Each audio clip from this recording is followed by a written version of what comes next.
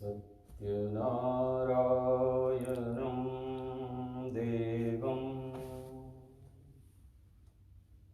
वन्देऽहं कामदं विभुं लीलया विततं विश्वं येन तस्मै नमो नमः।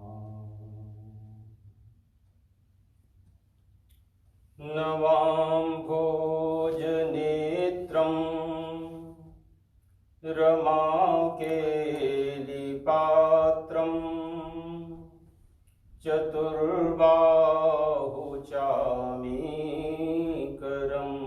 चारुगात्रम्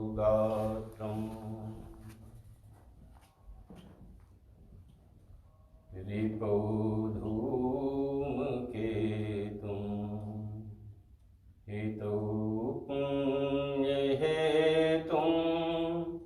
सदा सत्यनारायणं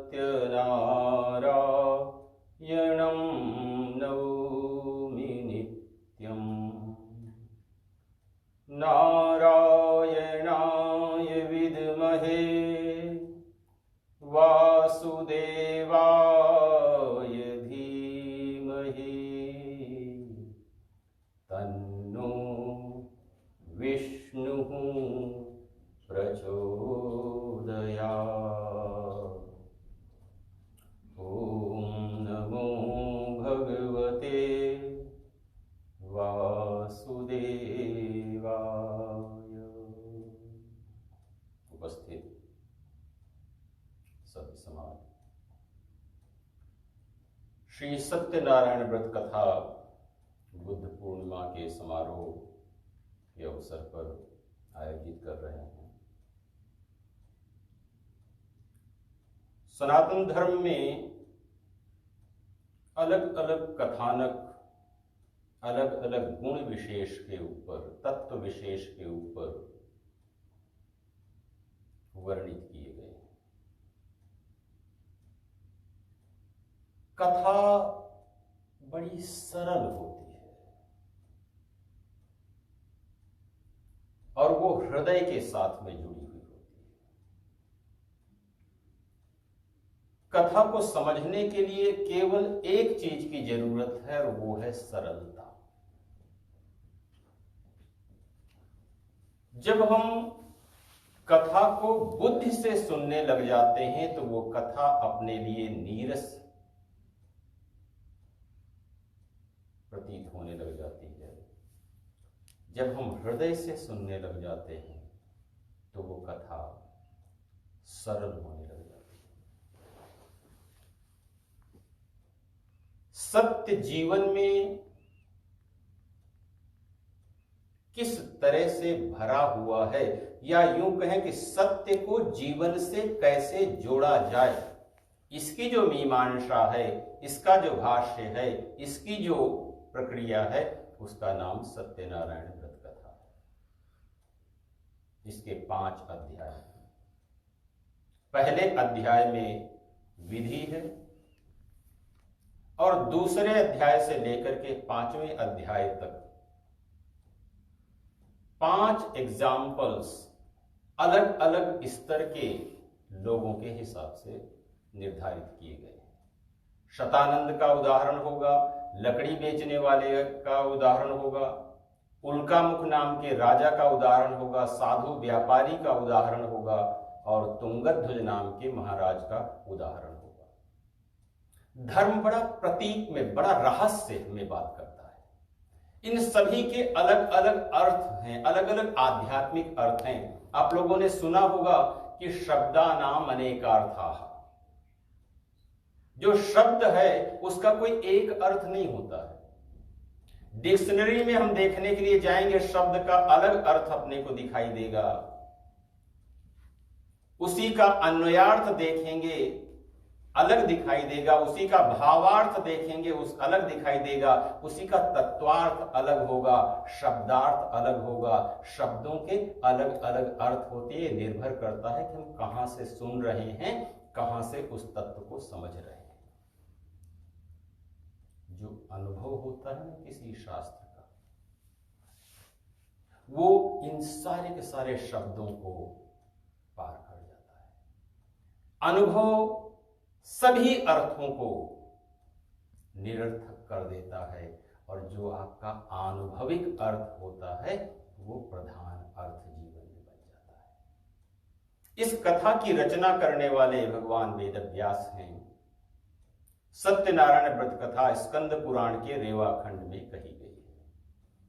वहां से उन्होंने अपने अलग अलग शिष्यों को अलग अलग कार्य दिया था।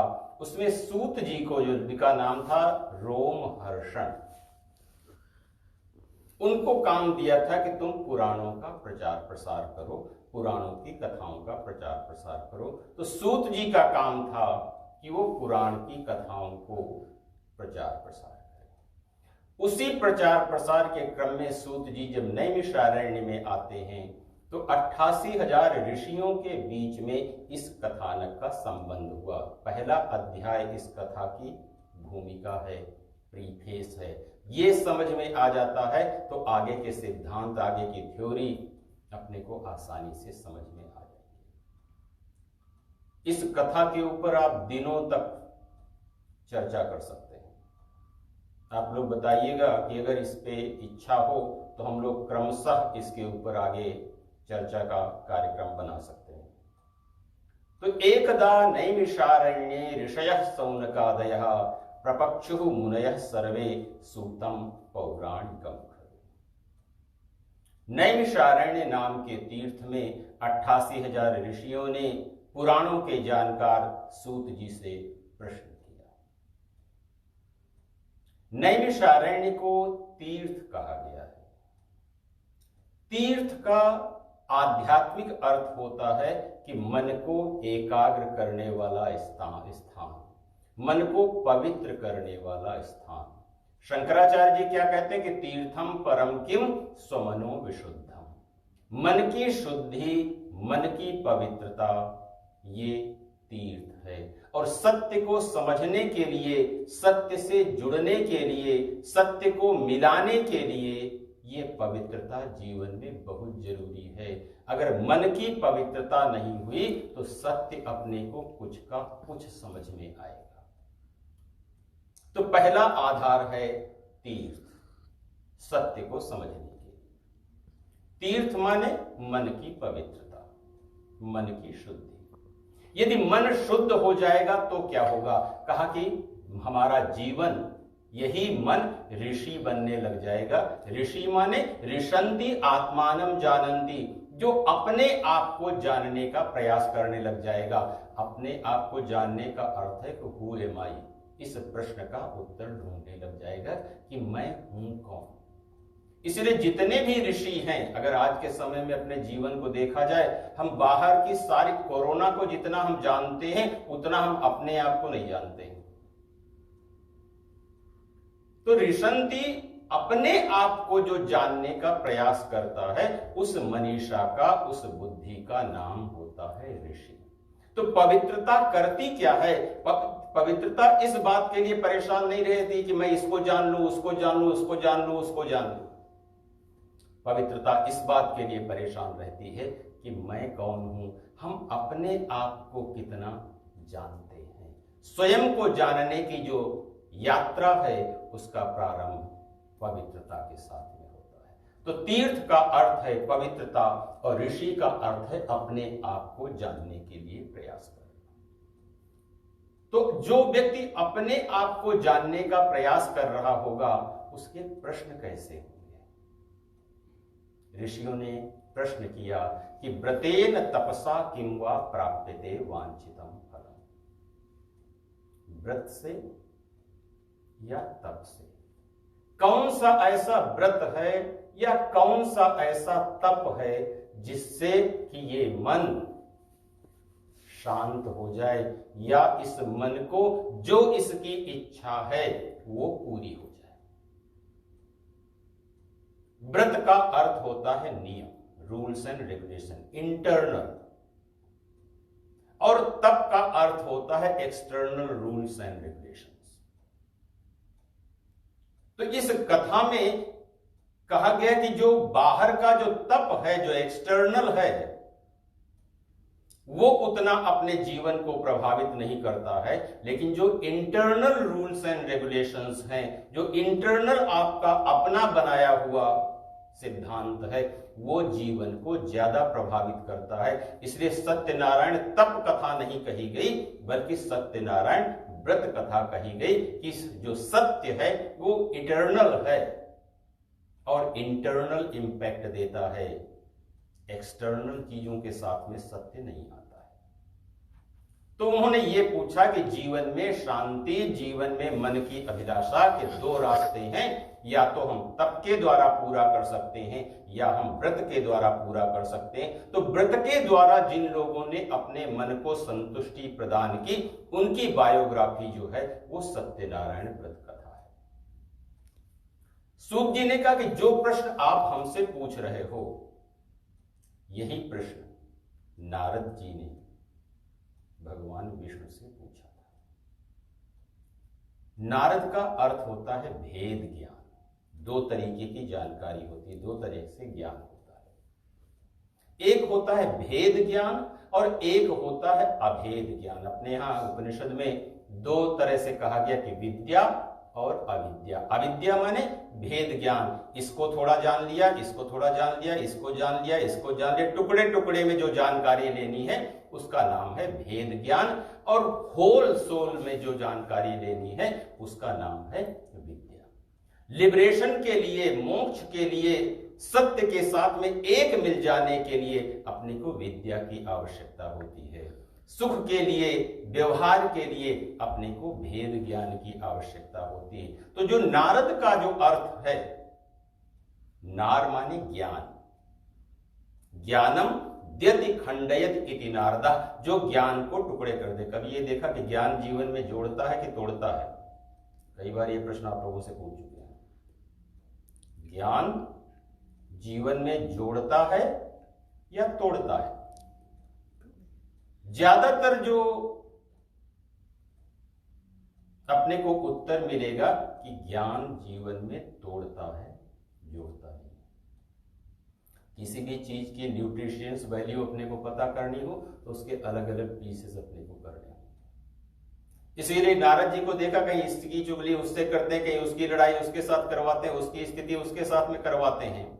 केवल ज्ञान क्या होता है कि आपके अंदर की जितनी भी अच्छाइयां होती हैं, जो बुराइयों के द्वारा ढक गई हैं, उनको वो निकालने का अलग अलग तरीका, अलग अलग रास्ता निकालता है। अगर ईर्ष्या के कारण हमारा ज्ञान ढक गया है या अभिमान के कारण हमारा ज्ञान ढक गया है, वो कुछ ऐसी व्यवस्था कर देंगे, जैसे इंद्र का अभिमान से ज्ञान ढक गया, इंद्र के अभिमान को दूर करने के लिए कृष्ण के साथ में उनको संवाद करवा देते हैं। उसी तरह लक्ष्मी, पार्वती आदि का ईर्ष्या के कारण ज्ञान ढक गया, अनुसूया के क्रम में उनके साथ में मिला दिया और वो उनका निराकरण हो जाता है। दक्ष के पुत्रों के साथ में मोह के कारण उनका ज्ञान आवृत हो जाता, उनकी अपनी समझ, एबिलिटी ढक जाती है कि हमें, हमारे पास क्षमता, कैपेसिटी कितनी है। कई बार अपने को देखा कि थोड़ी थोड़ी चीजों में अपने अंदर घबराहट होने लग जाती है, वो अब क्या होगा, अब क्या होगा, अब क्या होगा। ज्ञान एबिलिटी देता है, अपनी ओरिजिनलिटी, अपनी स्वयं की क्षमता को दिखाने का प्रयास करता है। भेद ज्ञान सुख और दुख को ढूंढता है। तो एकदा नारदो योगी परानुग्रह कांक्षया पर्यटन विविधान लोकान मृत्यु लोक। नारद जी सारे संसार में घूमते हुए मृत्यु लोक में आए। माता के गर्भ में आकर के मृत्यु के द्वार से जहां से निकला जाए उस जगह का नाम है मृत्यु लोक। बिना मृत्यु के इस संसार से कोई न निकल पाए, उसका नाम है मृत्यु लोक। तो नारद जी जो घूम रहे थे, किस लिए घूम रहे थे? ये देखने के लिए कि इस संसार में, इस ब्रह्मांड में कितने लोग सुखी हैं और कितने लोग दुखी हैं। सारे संसार में, ये स्टोरी करीब 5000 साल पुरानी होगी। उस समय का मान के चलो कि नारद जी ने एक प्रोजेक्ट लिया ये ढूंढने के लिए कि कितने लोग इस दुनिया में हैं जो ये क्लेम कर सकें कि हम पूरी तरह से सुखी हैं। और सारी यात्रा समाप्त करने के बाद जो नारद जी ने अपनी कंक्लूजन रिपोर्ट लगाई, उसमें उन्होंने कहा कि महाराज, एक भी इंसान इस धरती पर नहीं मिला उनको उस समय जो ये क्लेम कर सके कि हां, मैं पूरी तरह से सुखी हूं। तो सत्य ये बताना चाहता है कि सुख मटेरियल में पूरा का पूरा नहीं है। अगर सारे संसार की सुविधा एक इंसान को दे दी जाए, फिर भी उससे ये पूछा जाए कि क्या सुखी हो, तो वो कहेगा नहीं। इसलिए अपने यहां तर्क उठाएंगे, सुख की डेफिनेशन क्या है? किसी भी किताब में अपने को मिली आज तक कि भाई सुख की डेफिनेशन क्या है? अपने यहां दर्शन शास्त्र ने कहा कि मनः अनुकूल नियम सुखम, मनः प्रतिकूल नियम सुख दुखम। जो मन के अकॉर्डिंग हो वो सुख है, जो मन के अपोजिट हो वो दुख है। अब इसमें मटेरियल कहां पे आता है? तो इसका मतलब जो सुख दुख है वो मन की स्थिति है। हमारा मन जिससे मान जा रहा है उसमें उसको सुख मिलता है, और जिससे हमारा मन नहीं मानता है, चाहे वो उसकी जितनी वैल्यू हो, चाहे वो जितना कीमती हो, हमारा मन उससे नहीं मान रहा है, वो हमारे लिए दुख देने वाली है। और जिससे हमारा मन मान रहा है वो चीज हमारे लिए सुख देने वाली है। तो नारद जी ने जब ये खोज लिया कि संसार में कोई भी व्यक्ति सुखी नहीं है, और हर एक से ये पूछो कि भैया किस लिए तुम इतनी मेहनत जी तोड़ कर रहे हो, वो इसका उत्तर होता है कि हम सुखी होने के लिए ये सब कुछ कर रहे हैं। तो कहा, जब कर्म हम सुखी होने के लिए कर रहे हैं और उस कर्म का परिणाम नहीं आ पा रहा है, तो कहां पे गलती कहां पे हो रही है? ज्ञान इस चीज को ढूंढता है। नारद का अर्थ है ज्ञान। ज्ञान के दो भाग हैं। जैसे हमने भेद और अभेद किया है, उसी तरह से एक ज्ञान है इंफॉर्मेशन वाला और दूसरा ज्ञान है एक्सपीरियंस वाला। ये डिपेंड करता है कि हमारे पास में जो नॉलेज है वो इंफॉर्मेशन वाली है, थ्योरी वाली है, या कि एक्सपीरियंस वाली है। रियल नॉलेज जो होगी वो एक्सपीरियंस वाली होगी। इंफॉर्मेशन माने उधार का लिया हुआ, किसी और का, हमारा उसके बारे में कोई जानकारी नहीं है, किसी से हमने लिया, ये किसी का अपना ओन एक्सपीरियंस है, और कोई जरूरी नहीं कि वो हमारे ऊपर लागू हो। तो नारद जी ने जब ये देख लिया कि सुख कहीं भी नहीं है, और हम जितना भी कार्य कर रहे हैं, परिश्रम कर रहे हैं, वो सुख के लिए कर रहे हैं, तो क्यों नहीं मिल पा रहा है सुख? कारण क्या है? तुमने एक शब्द दिया, नाना क्लेश समन्विता। क्लेश के कारण सुख नहीं मिल पा रहा है। योग दर्शन में 5 क्लेशों की चर्चा की गई है। अविद्या, अस्मिता, राग, द्वेष और अभिनिवेश। अविद्या माने इग्नोरेंस। जब हम कोई भी काम करते हैं उसमें जितनी जानकारी हमारी होती है वहां तक तो हम काम सही कर ले जाते हैं, लेकिन कई बार उसके आगे की हमारी जानकारी नहीं होती, लेकिन फिर भी हम काम करते हुए चले जाते हैं। जो इग्नोरेंस है, भोजन हमको कितना करना चाहिए, कितनी मात्रा में करना चाहिए, कैसा करना चाहिए, जहां तक हमारी जानकारी है वहां तक तो वो ठीक है, उसके आगे की स्थिति क्या होगी, वही सुख, जिस चीज को हम सुख के लिए करते चले जा रहे हैं, वही हमें दुख देने लग जाएगा। किसके कारण? इग्नोरेंस के कारण, अविद्या के कारण। ये पहला क्लेश है। दूसरे का नाम है अस्मिता। Over confidence, ego. तीसरे का नाम है राग, अटैचमेंट।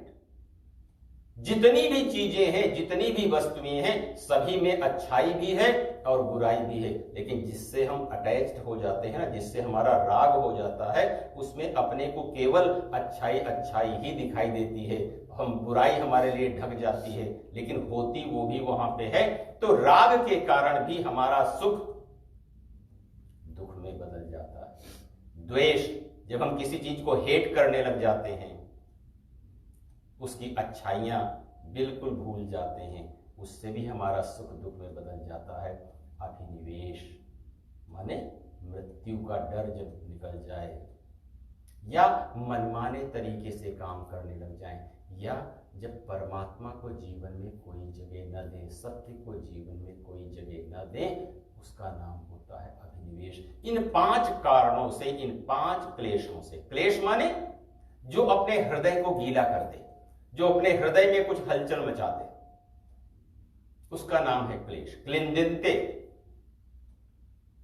तो जो इन 5 क्लेशों के कारण, अविद्या, अस्मिता, राग, द्वेष और अभिनिवेश के कारण हमारा सुख दुख में बदल जाता है। अब ये देखो कि ये पांचों के पांचों जो हैं, ये मैन मेड है कि नेचुरल है? इग्नोरेंस भी नेचुरल है, ईगो भी नेचुरल है, अटैचमेंट भी नेचुरल है, हेट भी नेचुरल है। पक्षियों में भी होती है, पशुओं में भी होती है, पेड़ पौधों में भी होती है। अभिनिवेश भी नेचुरल है। तो जब जो चीज नेचुरल है, उसको हम एज ए ह्यूमन बीइंग कैसे उसको दूर कर सकते हो? जब नारद जी ने देखा कि इसका कोई उपाय संसार में नहीं है, तो विष्णु लोकम गतस्तदा, तब उस समय ज्ञान अर्थात नारद जी भगवान विष्णु के पास में जाते हैं। ज्ञान की सबसे बड़ी विशेषता यह है, वो पहले अपनी पूरी सामर्थ्य लगा देता है किसी समस्या का समाधान करने में, और जब उसको संसार में समाधान नहीं मिलता है, तो वो इस मन को परमात्मा की तरफ लेकर के जाता है। इसलिए धर्म कहता है हृदय ज्ञानान्न मुक्ति, लिबरेशन के लिए ज्ञान की, समझ की, अंडरस्टैंडिंग की जरूरत होती है। वो ज्ञान परमात्मा की तरफ जाता है।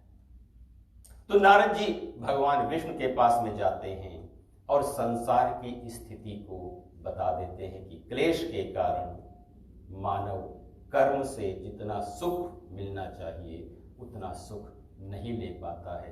क्या इसका कोई उपाय है, कोई तरीका है, कोई लघु उपाय हो? भगवान ने कहा हां है। क्या?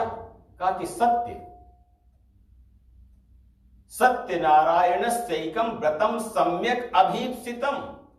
और सत्य ऐसा है जिसको कि हर कोई अपने हृदय से चाहता है। बेईमानी करने वाला भी जब बंटवारा करता है ना, तो बड़ी ईमानदारी के साथ करता है। चोरी करने वाला भी जब बंटवारा करता है तो बड़ी ईमानदारी के साथ में, इक्वलिटी के साथ। इसका मतलब हर एक को सत्य अपने अंदर से प्रिय। दुनिया भर से झूठ बोलने वाला भी व्यक्ति की एक्सपेक्टेशन क्या होती है कि मुझे जो इंफॉर्मेशन दो, मुझे जो जानकारी दो, वो बिल्कुल सत्य होनी चाहिए। इसका मतलब हर मन, हर हृदय ये चाहता है सत्य। तो भगवान श्री विष्णु ने कहा कि सत्य का एक व्रत है, सत्य का नियम यदि जीवन में लगा लिया जाए, सत्य के साथ जीवन को जोड़ लिया जाए, तो ये सारी की सारी समस्याएं खत्म हो जाती हैं। नारद जी को ये पता चल गया कि सत्य है।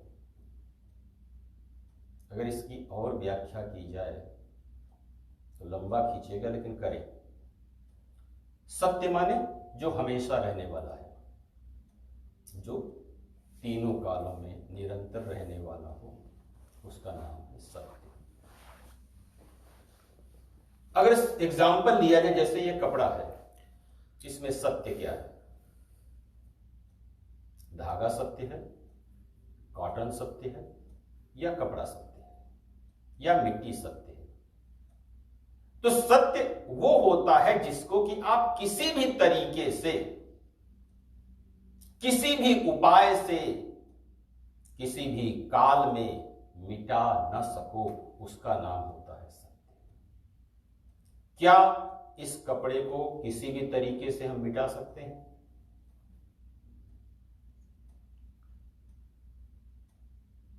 आप उत्तर दे रहे हो हां में, और हम उत्तर दे रहे हैं ना में। जो भी कुछ मिटेगा वो केवल इसका आकार है, बाहर का रूप। ये बना कहां से? धागा भी कहां से आया? मिट्टी से। अंतिम इसका परिणाम क्या होगा? मिट्टी होगा। अगर साइंटिफिक वे में सोचना शुरू कर दोगे तो कार्बन बचेगा बाद में। क्या कार्बन को आप डिस्ट्रॉय कर सकते हो किसी भी तरीके से? नहीं कर सकते। तो जो सत्य है उसको किसी भी तरीके से, किसी भी विधि से, किसी भी उपाय से आप समाप्त नहीं कर सकते हो। जब अपने को ये पता है कि जब ये छोटे से कपड़े को हम डिस्ट्रॉय नहीं कर सकते हैं, तो आत्मा को, अपने आप को कहां से, ये सारी चीजें फिर से रिसाइकलिंग प्रोसेस में आती चली जाती हैं। नैनम छिंदन्ति शस्त्राणि नैनम दहति पावका न चैनम क्लेदयन्त्यापो न शोषयति मारुता। न आग जला पाएगी, न हवा सुखा पाएगी, न अस्त्र शस्त्र काट पाएंगे। लेकिन जब अविद्या होती है, इग्नोरेंस होती है, तो अगर हमारी कोई ब्रांडेड चीज फट जाती है तो अपने को बड़ा दुख होता है। कपड़े फटने के कारण नहीं दुख होता है, बल्कि हमारा इसके साथ में अटैचमेंट है, राग है, उसके कारण दुख होता है। अविद्या के कारण दुख होता है, ओवर कॉन्फिडेंस के कारण, ईगो के कारण दुख होता है, राग के कारण दुख होता है, द्वेष के कारण दुख होता है, और अभिनिवेश के कारण दुख होता है। अगर उसी के साथ में सत्य को मिला लिया जाए तो अपने को ये लगता है ठीक है, आज ये रूप बदल लिया, कल को ये दूसरे रूप में अपने सामने फिर से आ जाएगा।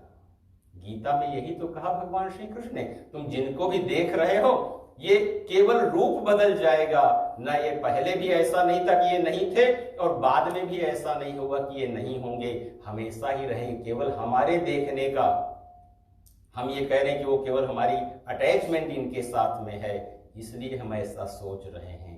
तो जब नारद जी को ये पता चल गया कि ये तो बड़ा अच्छा है, कि इसका मतलब सत्य को जीवन से मिला लिया जाए, और सत्य वो है जो हमेशा रहने वाला है। कभी समझ करके देखो, जो हमने 3 काल बनाए हैं ना, इनमें से सत्य किस में रहता है? पास्ट में रहता है, फ्यूचर में रहता है, या प्रेजेंट में रहता है? सत्य रहता तीनों कालों में है, लेकिन दिखता या अनुभव में जो आता है वो प्रेजेंट में होता है। हमारा माइंड, जो मन है, वो कहां रहता है? पास्ट में रहता है, फ्यूचर में रहता है, या प्रेजेंट में रहता है? माइंड जो है वो पास्ट और फ्यूचर में रहता है, लेकिन सत्य जो है वो प्रेजेंट में रहता है। जहां मन है वहां सत्य उसको नहीं दिखाई देता, और जहां सत्य है वहां पर मन पहुंच नहीं पा रहा है। मेडिटेशन क्या है? इस मन को प्रेजेंट में रखने की कला, वर्तमान में मन को रखने की कला। और जिनको मिल जाता है, पश्यन्ति यम योगिनो, जिन लोगों ने भी उसको देखा, प्रेजेंट में आकर के देखा, ध्यान की अवस्था में देखा, एकाग्रता की अवस्था में देखा, प्रेजेंट में जितना ज्यादा मन आने लग गया, उनको वो सत्य, वो परमात्मा, वो इष्ट ज्यादा जुड़ा हुआ, ज्यादा मिला हुआ दिखने लग गया। तो नारद जी ने भगवान विष्णु से पूछा कि महाराज ठीक है, ये आपने बता दिया कि सत्य का एक व्रत है। तो सत्य माने जिसको कभी भी समाप्त न किया जा सके, जो हमेशा रहने वाला है, उसका नाम है सत्य। जो सत्य है वो किसी एक जगह पे होगा कि सब जगह पर होगा? सब जगह पर होगा, यूनिवर्सल होगा। जो सब जगह पर है, हर जगह रहने वाला है, ओमनी प्रेजेंट है, उसी का नाम है नारायण। जो सत्य है, हमेशा रहने वाला है, हर जगह रहने वाला है, उसको अपने जीवन से, अपनी लाइफ के साथ में, अपने मन के साथ में कनेक्ट कैसे किया जाए, जोड़ा कैसे जाए, उसका तरीका है व्रत। और जिन लोगों ने उस सत्य को, यूनिवर्सल सत्य को अपने जीवन के साथ में जोड़ा, उनकी बायोग्राफी का नाम है कथा। इसलिए सत्य, नारायण, व्रत, कथा, ये जो 4 शब्द हैं वो कई बार ये हर युग के लिए पर्याप्त है। किस युग में सत्य की विशेषता रहती है, किस युग में नारायण की विशेषता रहती है, किस युग में व्रत की विशेषता रहती है और किस युग में कथा की विशेषता रहती है। तो जब नारद जी को यह पता चल गया कि ये एक व्रत है, तो उन्होंने प्रश्न किया, किम फलम किम विधानम च कृतम केन च तद्व्रतम तत्सर्वम विस्तरात् ब्रूहि कदा कार्यम व्रतम प्रभु। कि अगर अपने को यह पता चल जाए कि ये चीज बहुत अच्छी है लेकिन उसके लेने का तरीका न पता, अपने को यह पता चल जाए कि एक्सरसाइज बहुत अच्छी है लेकिन करने का तरीका न पता, अपने को यह पता चल जाए कि रोटी दाल बहुत अच्छी लेकिन अपने को यह पता नहीं कि बनाना कैसे, तो विधि बहुत जरूरी है। तो सबसे पहला प्रश्न ये पूछा कि इस सत्य का या सत्यनारायण व्रत का फल क्या है, क्योंकि हर चीज को फ्रूट से ही जज किया जाता है कि सही है या गलत है, उपयोगी है या अनुपयोगी है, यूजफुल है या यूजलेस है। हर चीज का फ्रूट देख करके ही अनुभव होता है। तो इसका फल क्या है, क्या दिखाई देगा हमारे जीवन में। हम अगर इसको मेजर करना चाहें अपने जीवन में, वैसे तो हर एक मन से अगर पूछो कि तुम्हारे पास में सत्य है, तो हर कोई ये क्लेम करेगा कि मेरे पास में बिल्कुल 100% सत्य है, आई लव ट्रूथ। तो सिम्टम क्या है, 4 फल बताए गए। ये एक तरह से थर्मामीटर है, मेजरमेंट। जो लोग सत्य की साधना करते हैं उनको, क्योंकि सत्य सुनाने के लिए केवल नहीं होता, सत्य स्वयं को समझने के लिए होता है, अपने आप को समझने के लिए होता है। ये दिखावे के लिए नहीं है कि वो हम सर्टिफिकेट लेकर के कहेंगे वो हमारे पास में सत्य है। स्वयं को समझने के लिए इसकी जरूरत होती है। 4 फल। पहला फल है कि यदि जीवन में सत्य होगा तो वो दुख और शोक को कम करेगा। ये सत्य की पहली पहचान है। दुख शोकादि शमनम धन धान्य प्रवर्धनम सौभाग्य संततिकरम सर्वत्र विजयप्रदम। पहला फल क्या है कि सत्य की पहचान, पहली पहचान जो अपने को मिलेगी, ये दुख और शोक को कम करेगा। दुख माने फिजिकल पेन और शोक माने मेंटल पेन। आजकल हम लोग देख रहे हैं कि WHO वाले कह रहे हैं कि 50% स्ट्रेस रेट हर एक का नेचुरली बढ़ा हुआ है। अगर उनसे पूछो कि रीजन क्या है तो वो अपने कारण अलग बताएंगे। धर्म कहता है कि जब सत्य जीवन में कम हो जाता है उस समय शोक ज्यादा बढ़ जाते हैं। तो पहला लक्षण है कि दुख और शोक को जो कम करे। दूसरा फल बताया धन धान्य प्रवर्धनम। धन माने जितनी हमारी आवश्यकता है उसकी पूर्ति हो जाए, और धान्य माने कंटेनमेंट, धान्य माने संतोष। और ये बड़ी विचित्र बात है, ज्यादातर ये होता है कि धन के साथ में लोभ पैदा होता है, संतोष नहीं पैदा होता है। जिस चीज से अपना फायदा होने लगे, आजकल तो लोग आईना ऑनलाइन बिजनेस प्लान बनाने लग गए हैं, जिससे धन के साथ में समस्या यह है कि वो लाभ के साथ में लोभ पैदा करता है। लेकिन यदि जीवन में सत्य जुड़ा हुआ होगा, वो लाभ के साथ साथ संतुष्टि भी, सेटिस्फेक्शन भी देगा, संतोष भी देगा। सत्य की पहचान ये है कि वो जी तोड़ बिजनेस करेगा लेकिन उससे संतुष्टि भी होगी, केवल लोभ नहीं पैदा होगा। ये दूसरा फल है।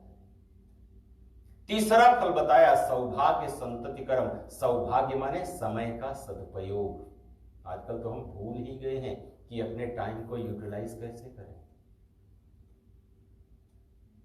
समय का सदुपयोग कैसे किया जाए, उसका नाम है सौभाग्य। और जैसे समय का उपयोग किया जाएगा वैसी संतान अपने जीवन में पैदा होगी। सत्यनारायण व्रत कथा में संतान का नाम है विजडम, संतान का अर्थ है विवेक। विवेक समय के साथ में जुड़ा हुआ है। तो समय का सदुपयोग और विवेक की प्राप्ति। और चौथा फल बताया सर्वत्र विजय प्रदम। जीवन में जो भी सत्यव्रती कार्य करता है उसमें उसे सफलता मिलती है। विधान इसका क्या है? कहा कि सायंकाल के समय बंधु बांधवों के साथ में। बंधु बांधव माने जो सुख को जीवन के साथ में बांधे उसका नाम है बंधु। सुख को कौन बांधता है? सेंसेस। सुख को कौन बांधता है? मन। तो कहा कि जब भी सत्य की साधना करो तो अनमने होकर के मत करो। कई बार ये होता है कि हम कुछ भी कर रहे होते हैं कि मन हमारा कहीं और होता है, इंद्रियां हमारी कहीं और होती हैं, शरीर तो अपने आप जहां बिठा दिया जाएगा वहां पे बिठा दिया जाएगा, उसका कोई भी प्रभाव नहीं पड़ पाएगा। तो कहा जब भी सत्य की साधना की जाए इंद्रिय सहित मन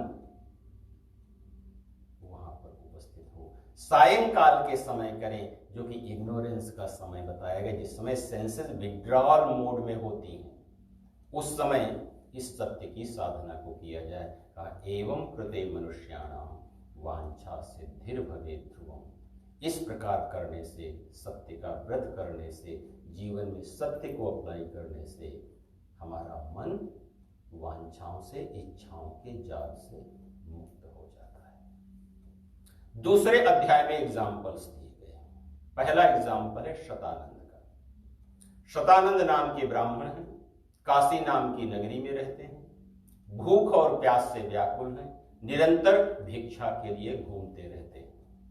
एक दिन वृद्ध ब्राह्मण के रूप में भगवान ने उनसे प्रश्न किया तो उन्होंने अपनी स्थिति बताई कि ब्राह्मणोति दरिद्रोहम भिक्षार्थम वै भ्रमे महीम। मैं भिक्षा के लिए इधर उधर घूमता रहता हूं।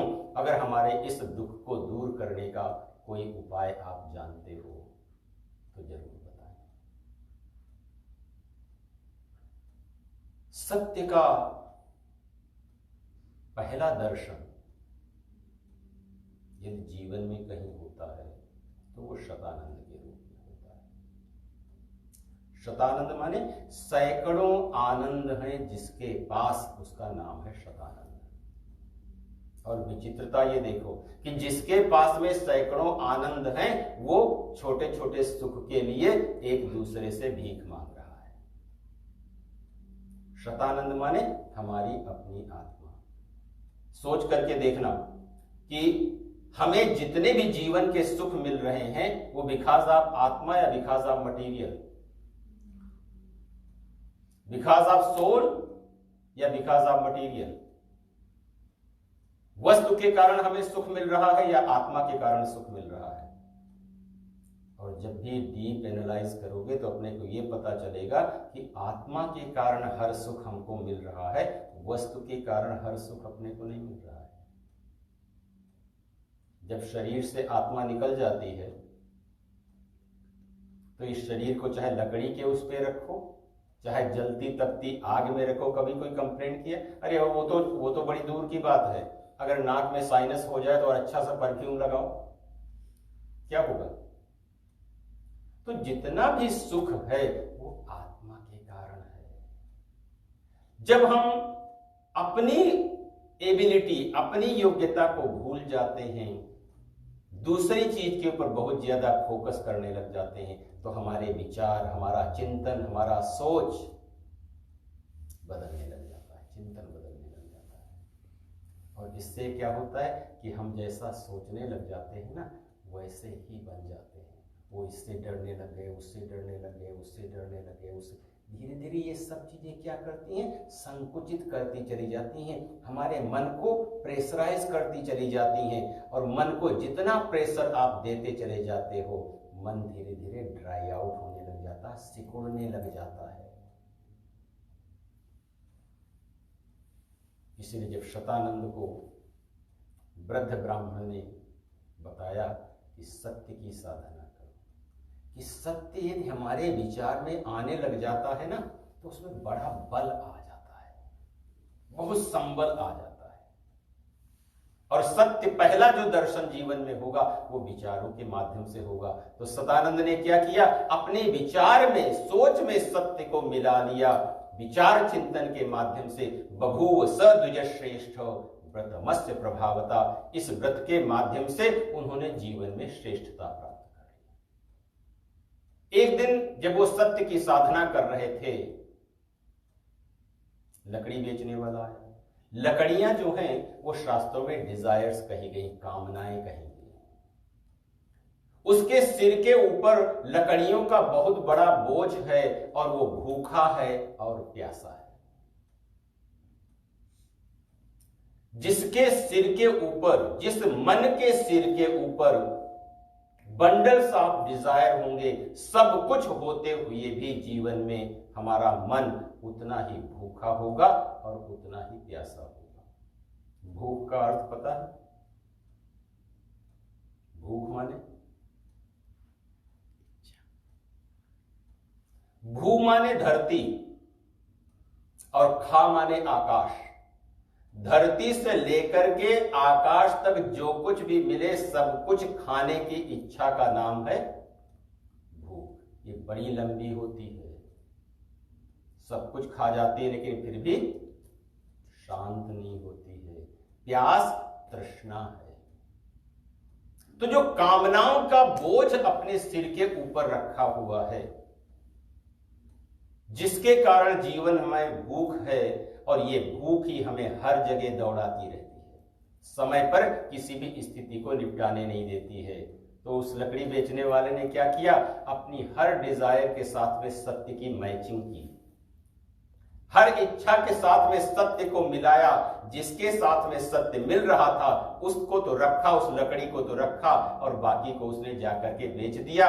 उससे उसे जो कुछ भी प्राप्त हुआ उसी से उसने सत्य की साधना की और अपने परिवार आदि से युक्त होकर के अंत में सत्य के धाम को गए। तो शतानंद के माध्यम से आत्मबोध के द्वारा अपने विचारों को बलवान बनाया जाता है।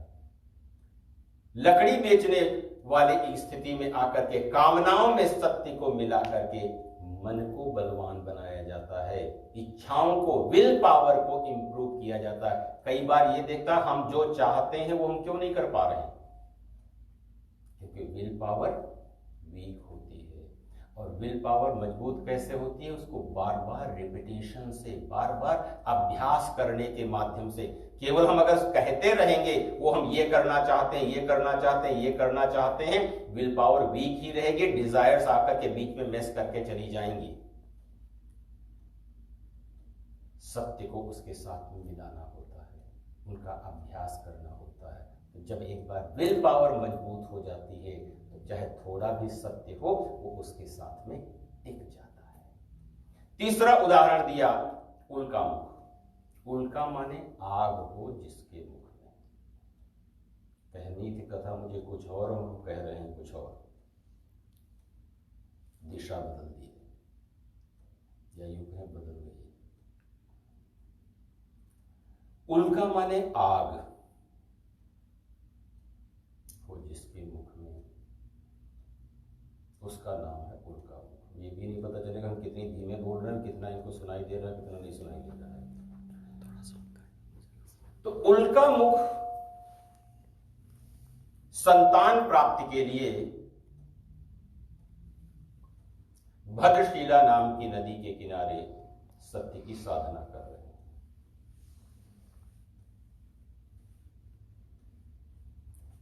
संतान का अर्थ विवेक है। उल्का मुख क्या है, वाणी है।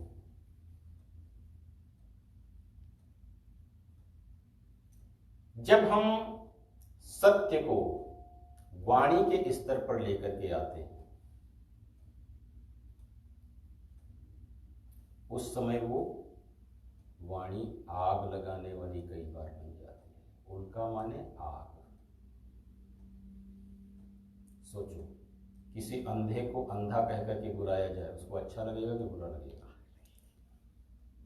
और जो बोलने वाला है वो सच बोल रहा है कि झूठ बोल रहा है? बोलने वाले को यह भ्रम होता है कि मैंने जो कहा है वो सच कहा है, अंधे को अंधा कह दिया, लंगड़े को लंगड़ा कह दिया, मोटे को मोटा कह दिया, छोटे को छोटा कह दिया, इसको वो कह दिया, और हर कोई कहने वाला कहता कि मैंने जो कहा वो सही कहा। सत्य जब वाणी पे आता है तो वो कई बार आग लगाने वाला बन जाता है।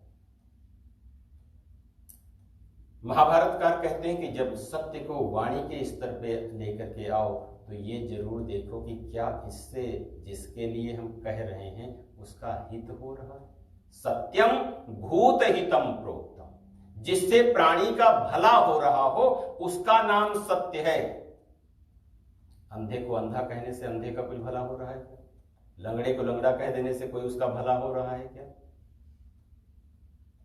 कई बार क्या होता है कि जब अपने को अपने अंदर की खींच निकालनी होती है ना, उस समय हम ऐसे सत्य का सहारा लेते हैं और वो सत्य जीवन का उल्का मुख बन जाता है, और वो उल्का मुख हमारे विवेक को ब्लॉक कर लेता है, विवेक को कवरअप कर लेता है, विजडम को ब्लॉक कर देता है। इसीलिए उल्का मुख माने वाणी के पास में विवेक रूपी संतान नहीं है, वो उसके लिए सत्य की साधना करते हैं। सत्य के माध्यम से वाणी को विजडम प्राप्त होता है, विवेक की प्राप्ति होती है। उसी समय साधु नाम का व्यापारी आता है। साधु नाम का व्यापारी जो है वो हमारा अपना मन है। इसलिए धर्म बड़ा विचित्र है। वो ये नहीं कहता कि वो जीवन को अलग रखो, धर्म को अलग रखो। वो कहता कि धर्म को जीवन के साथ में जोड़ने की प्रक्रिया अपनाओ, वरना अपने को धर्म निरर्थक मालूम होने लग जाएगा। अपने को लगेगा धर्म से कुछ नहीं हो रहा है। धर्म जीवन के अंग संग रचा बसा हुआ है, केवल कनेक्ट करने की जरूरत है, जोड़ने की जरूरत है। वो पहले से ही जुड़ा है, केवल अपने को याद करने की जरूरत है कि हम उस चीज को किस तरीके से जीवन के साथ में जोड़ें।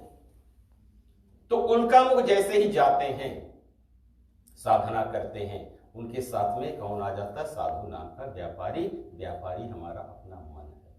अब देखो कि जैसा मन होता है हम वैसी वाणी बोलते हैं, या जैसी वाणी बोलते हैं वैसा मन होता है। जैसा मन वैसी वाणी, या जैसी वाणी वैसा मन। सत्यनारायण व्रत कथा कहती कि जैसी वाणी वैसा मन। हम शांति से बैठे हुए हैं और किसी ने आकर के हमारी अच्छी सी वो कर दी तो मनसा, मन के आधार पर, वाणी के आधार पर मन की गति होती है, और कहीं पर मन के अनुसार वाणी की गति होती है। यह जीवन के दोनों व्यवहार काल में किसी को भी किसी भी काम में लगाने के लिए होता है। वाणी मन को प्रेरित करती है, वाणी प्रेरणा का काम करती है। आजकल कई बार ये देखा जो साउंड एक्टिवेशंस हैं कि दरवाजा खुल जा, दरवाजा बंद हो जा, सिम सिम दरवाजा, वॉइस एक्टिवेशंस हैं। हम साउंड से, क्योंकि साउंड जो है इस नेचर का रिमोट कंट्रोल है, उनके माध्यम से, ध्वनि के माध्यम से उन चीजों का नियंत्रण होता है। तो मन ध्वनि से नियंत्रित होता है। जैसी ध्वनि हम सुनेंगे हमारा मन उसी। कई बार ये देखा कि जब जिस साउंड के बारे में अपने को जान के बहुत सी तेज ध्वनि कोई आ जाए तो हमारा मन डरने लग जाता है, अपने को पता नहीं कि क्या हुआ। ध्वनि से अपना मन बहुत ज्यादा प्रभावित होता है। इसलिए उल्का मुख के पास में कौन आता है? साधु नाम का व्यापारी। वो हमारा अपना मन है। वो कह रहा कि हमारे भी कोई संतान नहीं, मन को भी विजडम चाहिए, मन को भी विवेक चाहिए। 50 मिनट हो रहे हैं और हम अभी 3rd चैप्टर स्टार्ट कर रहे हैं। अगर आप लोगों को लगे कि हम लंबा कर रहे हैं तो अपने मैसेज करने शुरू करें तो हम ड्रॉप कर देंगे। तो उनका मुख से साधु व्यापारी ने कहा कि ममापि संततिर् नास्ति, मेरे भी कोई संतान नहीं है, इसकी विधि बता दो। उनका मुख ने बता दिया और वो वहां से जाता है व्यापार के बाद में अपनी पत्नी के पास में, लीलावती के पास में। मन की पत्नी का नाम है बुद्धि। मन की पत्नी का नाम है बुद्धि। मन जितना बड़ा है उससे ज्यादा बड़ी होती है बुद्धि। मन का काम क्या होता है कि थिंकिंग प्रोसेस को बढ़ाना, थॉट बढ़ाना, और बुद्धि का काम होता है निर्णय करना, डिसीजंस बनाना। तो जब मन और बुद्धि किसी भी विषय के ऊपर, किसी भी चीज के ऊपर जब एक साथ एकाग्र होते हैं तो आगे प्रगति होती है। तो इन दोनों के माध्यम से 9 महीने के बाद में इनके यहां कन्या रत्न प्राप्त हुई। आध्यात्मिक अर्थों में यह कन्या है भावना। यदि मन, बुद्धि और ये जो 10वां महीना इनका आता है, 10वें महीने जो कन्या प्राप्त होती है वो 10 है हमारी अपनी सेंसेस, इंद्रियां, 5 वर्किंग सेंसेस और 5 नॉलेज सेंसेस। ये हो गए 10 महीने संप्राप्ते 10वें मास से। तो 10 महीने में अर्थात जब मन, बुद्धि और इंद्रियां कोई भी डिजायर, कोई भी इच्छा हमारे मन, बुद्धि और इंद्रियों को प्रभावित करती है, वही कामना भावना बन जाती है, फीलिंग बन जाती है।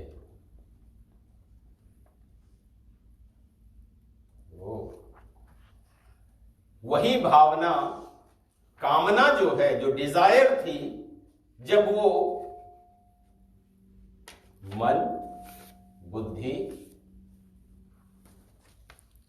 और इंद्रिय इनको प्रभावित करती है, तो वही कामना भावना बन जाती है। भावना एक विजन है। भावना किसी भी चीज की देखने की शक्ति को बदल देती है। जाकी रही भावना जैसी, प्रभु मूर्ति देखी दिव्य तैसी। हमारी भावना है तो पत्थर में हमको भगवान दिखाई देने लग जाता है, और हमारी भावना नहीं है तो वो जो इसमें हम भगवान देख रहे हैं वो पत्थर का पीस हम उठा करके दूसरी जगह छोड़ देंगे। भावना एक बहुत बड़ी उपलब्धि होती है। इनकी पत्नी ने, व्यापारी की पत्नी ने उन्हें याद दिलाया, न करोसि किमर्थं वही पूरा संकल्पित व्रतम। क्योंकि मन ने पहले संकल्प किया जब हमारे कोई संतान पैदा होगी उस समय हम सत्य का व्रत करेंगे, सत्य की साधना करेंगे। व्यापारी क्या कहता कि जब ये बड़ी हो जाएगी ना, इसका विवाह हो जाएगा, उस समय हम ये व्रत करेंगे। सूत्र क्या है कि भावना बड़ी कोमल होती है। हमारी भावना को कोई भी बरगला सकता है, कोई भी बदल सकता है। व्यापारी ये चाहता कि भावना इतनी मजबूत हो जाए कि दुनिया इधर से उधर हो जाए, लेकिन हमारी भावना में कोई परिवर्तन न आने पाए। इसलिए वो कहता कि हम अपनी भावना को इतना बड़ा करना चाहते हैं।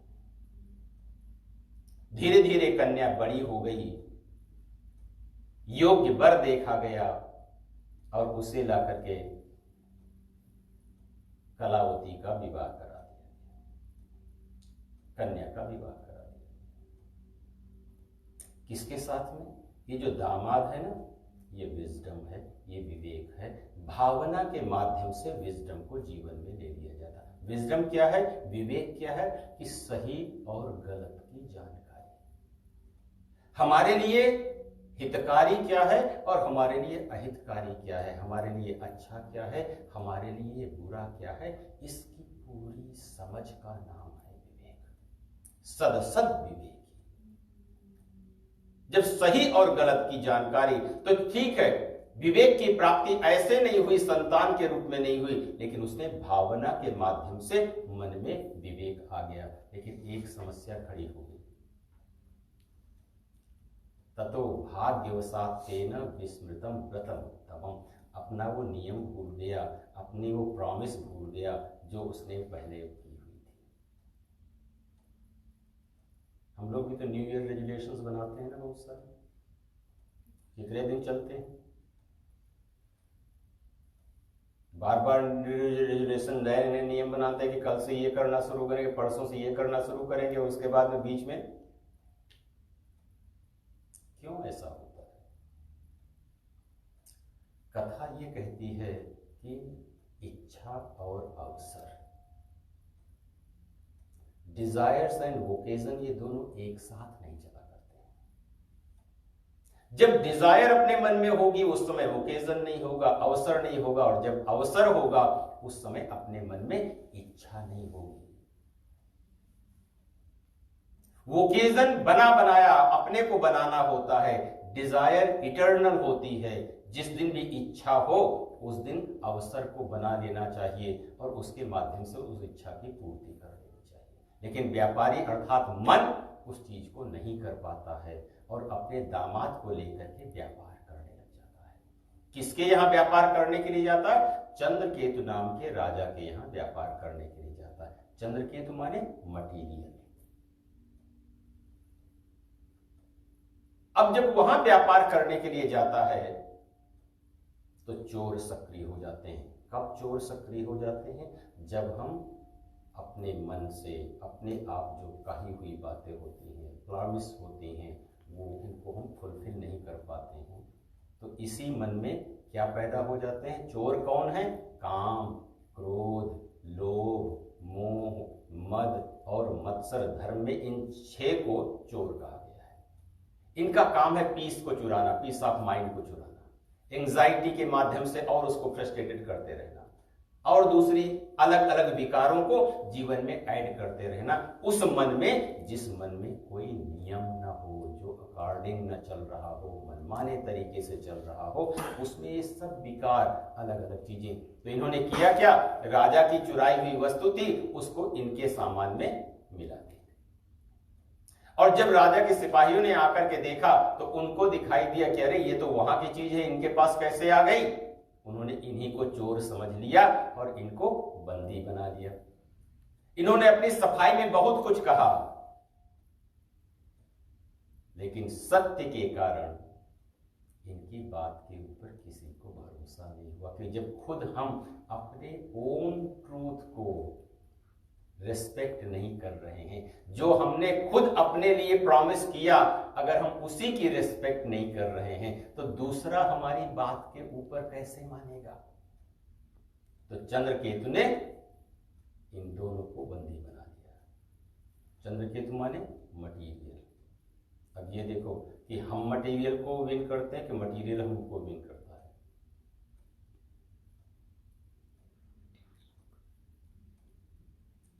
चाय हमको जीतती है कि हम चाय को जीतते हैं? कभी देखा कि टिम हॉर्टन की कॉफी की लाइन में 5 मिनट 10 मिनट की आधे आधे घंटे तक लोग उसी लाइन में लगे रहते हैं, बाकी अपॉइंटमेंट ठीक है वो लाइन में देर हो गई उसके लिए बहाना बना देंगे। तो मटेरियल का काम क्या है? वो हमको बंदी बना देता है, जकड़ लेता है, डिपेंडेंट बना देता है। डिपेंडेंट वाला पर्सन हैप्पी होगा कि इंडिपेंडेंट वाला पर्सन हैप्पी होगा? पराधीन सपने सुख नहीं।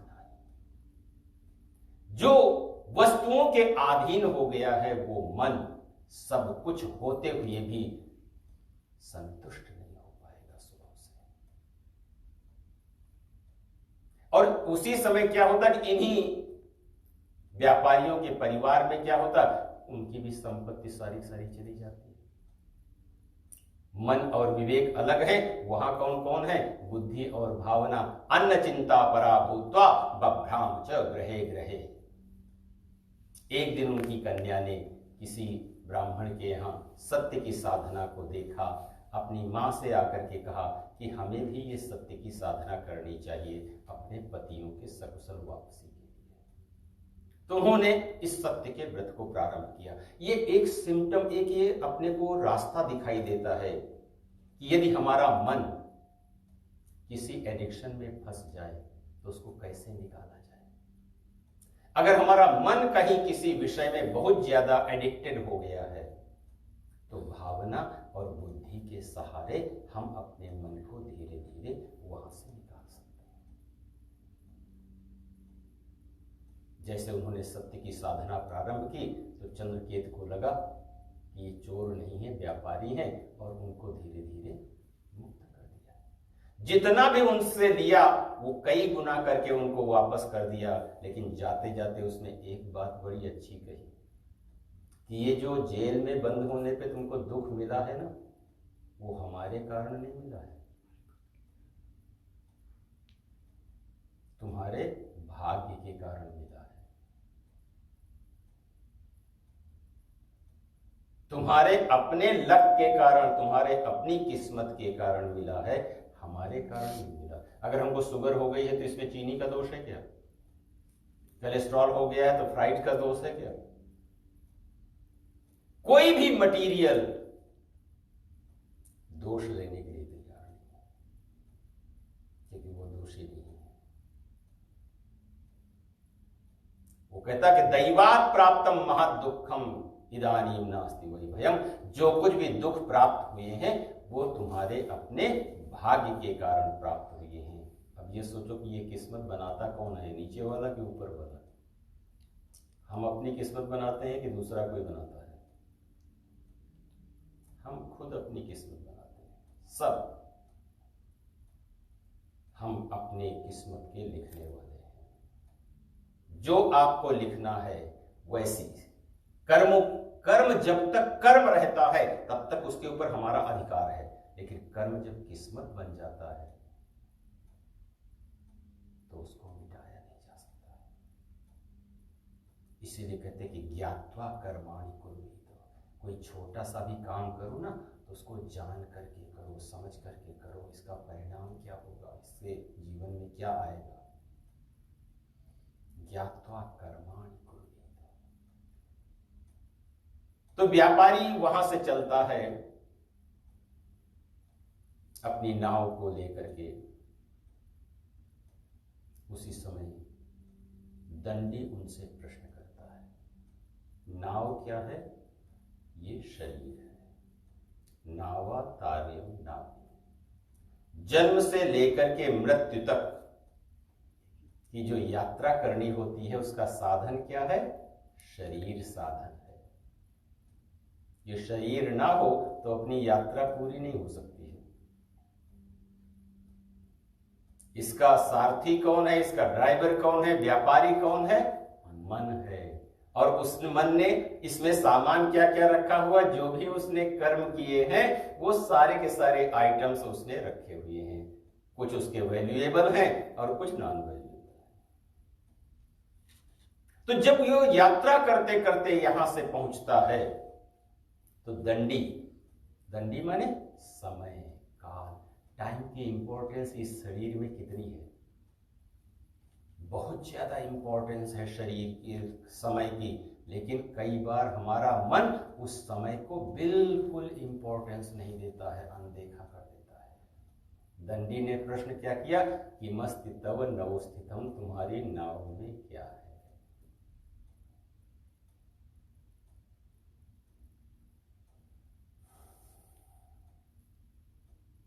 तुम्हारी नाव में क्या है?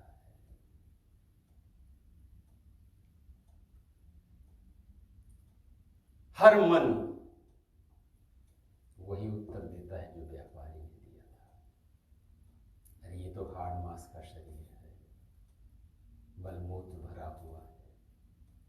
ये व्यापारी भी यही कहता है कि लता पत्रादिकम चैव वर्तते तरणम। हमारी नाव में तो लताओं के पत्ते भरे हुए हैं।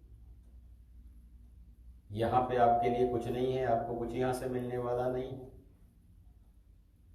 कथाकार कहते हैं कि उनकी निष्ठुर वाणी को सुन करके समय ने, दंडी ने उनसे कह दिया कि सत्यम भवते वचः, जो तुम बोल रहे हो ना वही सत्य हो जाए।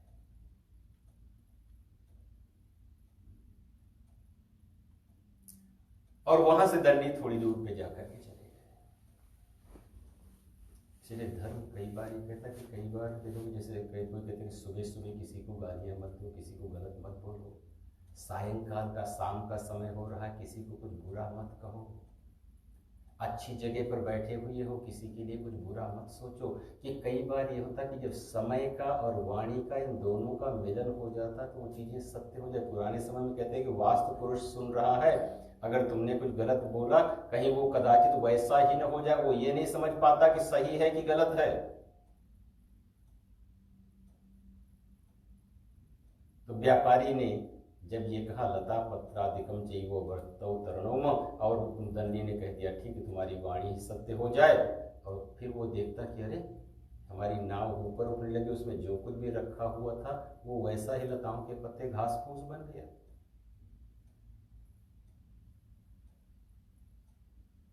कभी देखा कि सोच कहां से आती है, सिर से आती है कि पेट से आती है? पेट से सोचते हैं कि सिर से सोचते हैं? ये प्रश्न कई बार कर चुके हैं।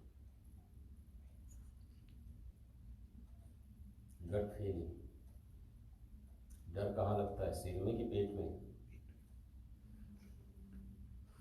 किसी को हाई राइज पे खड़ा करके नीचे देखने के लिए बोलो, इसीलिए कहता है जैसा खाए अन्न वैसा होए मन। इसलिए ब्रह्मा जी की उत्पत्ति अपने यहाँ कहां से की गई है? नाभि से। थॉट, जैसा हम सोचते हैं ना धीरे धीरे हम वैसे ही बन जाते हैं। गलत सोचते हैं तो जीवन बिखर जाता है, और सही सोचने लग जाते हैं तो जीवन संवर जाता है। ये बात किसने बताई? उनके दामाद ने, अर्थात विजडम ने, विवेक ने बताई। किमर्थम क्रियते शोकः शापो दत्तश्च दंडिना। तुम्हें दंडी ने श्राप दिया है, समय ने श्राप दिया है। समय अपने जीवन में 4 गिफ्ट देता है। गोस्वामी जी कहते हैं कि काल दंड लई काहू न मारा, हरई धर्म बल बुद्धि विचारा। राइचियसनेस, सेल्फ कॉन्फिडेंस,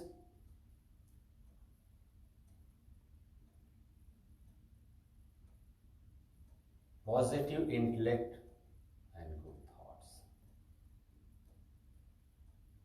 न कालः दंड मादाय शिरः क्रंतति कस्यचित्। क्योंकि हमारी जो बुद्धि की जो चाबी है ना, वो टाइम के पास में होती है। जब समय अपना बदलता है तो वो केवल उस बुद्धि की चाबी को फेर देता है। जो हमको सीधा दिखाई देना होता है वो उल्टा दिखाई देने लग जाता है, जो उल्टा होता है वो सही दिखाई देने लग जाता है। मंदोदरी रावण के लिए कहती है भयहु कंत पर विधि विपरीता। इनकी विधि विपरीत हो गई है। जो सही है उसको गलत देख रहे हैं, जो गलत है उसको सही देख रहे हैं। ये समय की बहुत बड़ी शक्ति है। वो इंसान की बुद्धि की सोचने की क्षमता को बदल देता है। और ये समय हमारा कैसा चल रहा है ये आंखों से नहीं देखा जा सकता है, समझ से समझा जा सकता है, विजडम से समझा जा सकता है, विवेक से देखा जा सकता है। समझ में आ गई। वहीं व्यापारी उन्हीं दंडी के पास में जाता है, उनसे प्रार्थना करता है। दंडी ने उनसे कहा कि मारोदी शृणुवद वाक्यम मम पूजा बहिर्मुखः। रो नहीं, बल्कि स्थिति क्या है? पूजा बहिर्मुखः, पूजा से अलग हो गए। पूजा माने प्योरिटी, पूजा माने पवित्रता। पवित्रता से जब हमारा मन दूर हो गया है, इसके कारण जीवन में ये इग्नोरेंस ज्यादा बढ़ गया है, अशांति ज्यादा बढ़ गई है। उसी स्थान पर वो सत्य की साधना करते हैं, पुनः अपनी नौकाओं को संवारते हैं, अपने नगर की तरफ जाते हैं। वहां इनकी पत्नी और पुत्री दोनों ही सत्य की साधना करती हैं। मां कहती कि मैं जा रही हूं पति को देखने के लिए, तुम आ जाना। और बुद्धि जैसे ही वहां से चली जाती है तो भावना अर्थात उनकी पुत्री वो भी जैसे तैसे कार्यों को पूरा करके और प्रसाद का त्याग करके चली आती है। जीवन में प्रसाद, प्रसाद माने इंटरनल हैप्पीनेस, प्रसन्नता बहुत जरूरी है। हर कर्म का परिणाम जो है वो प्रसन्नता होना चाहिए। कर्म की पूर्णता प्रसन्नता के साथ में है और वो भावना के कारण प्राप्त होती है। जिस भावना से बुद्धि का सपोर्ट निकल जाता है वही भावना ब्लाइंड फेथ बन जाती है, अंध श्रद्धा बन जाती है, भटकाने वाली बन जाती है। आकाशवाणी होती है, त्यक्त्वा प्रसादम ते कन्यापतिम दृष्टुम समागता। प्रसाद का त्याग करके, प्रसन्नता का त्याग करके वो आई है, इसलिए वो उसको जो दिखाई देना चाहिए वो नहीं दिखाई दे रहा। कई बार ये होता कि जब हम सेटिस्फाइड ना हो, संतुष्ट ना हो, तो जिसमें अपने को जो दिखाई देना चाहिए वो नहीं दिखाई देता, जो नहीं दिखाई देना चाहिए वो सब कुछ अपने को दिखाई देता है।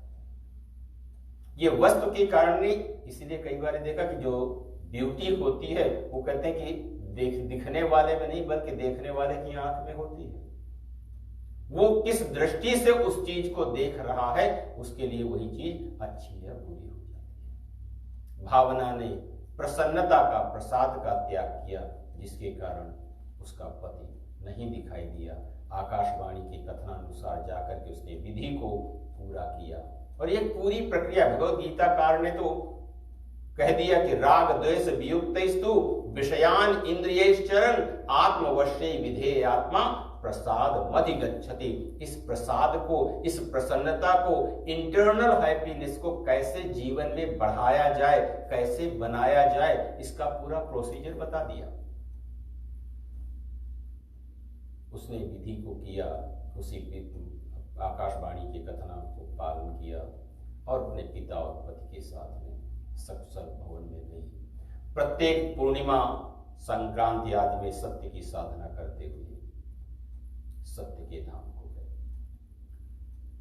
पांचवा उदाहरण दिया तुंगध्वज नाम का मार्ग। तुंग माने ऊंची, ध्वजा माने पताका। सामान्यतः ओवर कॉन्फिडेंस या अहंकार की कहानी है तुंगध्वज। दोपहर के समय में वो अलग अलग अनेक प्रकार के पशुओं का वध करते हैं। जब आते हैं तो देखते हैं कि वट वृक्ष के नीचे कुछ ग्वालवाल सत्य की साधना कर रहे हैं। अहंकार के कारण ना तो वहां पे गए, न नमस्कार किया, और जब वो ग्वालवाल प्रसाद लेकर के आते हैं तो उसका भी उन्होंने तिरस्कार किया। जो गायों को इकट्ठा करता हो, जो गायों को लाता हो, उसका नाम है ग्वाल। गाय क्या है? हमारी अपनी सेंसेस। हमारी सेंसेस को कौन अट्रैक्ट करता है? मटीरियल। जितनी भी दुनिया की ईगो है वो सेंसेस और मटीरियल के कॉम्बिनेशन के साथ में है, कि हमारी इंद्री का और मटीरियल का कनेक्शन दोनों के बीच में कैसे जा रहा है, उसी के आधार पर हमारा अहंकार जाता है। और इन्हीं दोनों के मिलन से ही जीवन में प्रसन्नता भी आती है। इंद्रिय और पदार्थ का संयोग प्रसन्नता का कारण बनता है। लेकिन जब हम ओवर कॉन्फिडेंस हो जाते हैं या अभिमान से भरे हुए होते हैं, उस समय हम उस प्रसन्नता से दूर हो जाते हैं। और जैसे ही वो अपने राज्य परिवार में जाता है, क्रमशः धीरे धीरे उसका राज्य परिवार आदि उससे दूर हो जाता है। तब वो विचार करता है कि ये किस कारण से हो रहा है। आभास हुआ उसे कि ये सत्य के कारण हो रहा है। वो पुनः उन्हीं ग्वाल वालों के पास में आता है, अर्थात उन्हीं सेंसेस, उन्हीं मटेरियल के माध्यम से जिनसे प्रसन्नता प्राप्त की जा सकती, उन्हीं भावना आदि उपकरणों के माध्यम से जीवन को जीना शुरू करते हैं, जिसके माध्यम से पुनः अपने राज्य परिवार आदि को प्राप्त करते हैं। सूत जी कहते हैं इति वह कथितम विप्राह सत्य नारायण व्रतम। तो जिन्होंने सत्य की साधना की, शतानंद सुदामा बनते हैं, लकड़ी बेचने वाला केवट बनता है, व्यापारी तुंगध्वज बनता है, व्यापारी मौरध्वज बनता है, और तुंगध्वज नाम के महाराज स्वयंभू मन बनते हुए ईश्वरीय कार्य को करते हुए अंत में सत्य के धाम में गए। बोलिए श्री सत्यनारायण भगवान की जय।